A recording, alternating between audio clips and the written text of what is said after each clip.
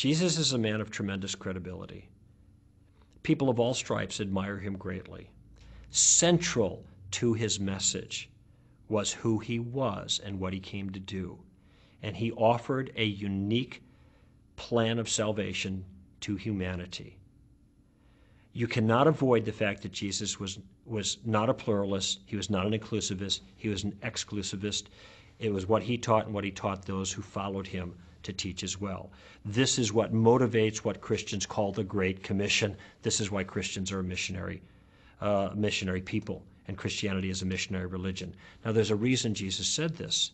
It wasn't just hubris. It wasn't just arrogance. It's because he was the one who had the right take on the problem and provided the singular solution. The problem wasn't that there weren't good people in the world or weren't sincere people in the world or people who even wouldn't believe the right things. The problem was, regardless of those other things, every human being failed to keep God's law as they ought to have kept it.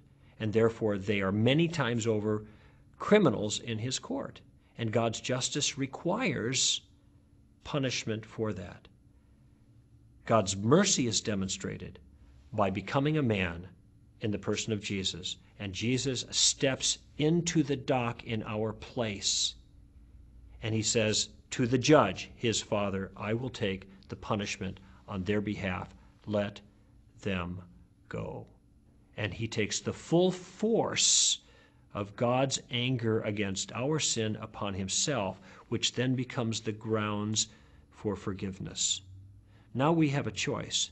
God is not looking down at the world at different religious clubs, the Muslim club, the Christian club, the Jewish club, the Hindu club, and he's not saying, I like the Christian club better. To hell with the rest of you, quite literally. No, he's looking down at humanity, who is desperately wicked compared to his standards, who desperately needs to be rescued. And he offers a pardon, and he gives people an opportunity to either accept it or reject it. If we accept it, the pardon is in Jesus, his Son. If we accept those terms, then we fall under the mercy that is provided through Jesus. If we don't, then we stand as we think we desire on our own 2 feet before God, and we fend for ourselves. But that will not be a pretty picture, because if we were real honest with ourselves, we'd realize how terribly we've disappointed God in what he's wanted.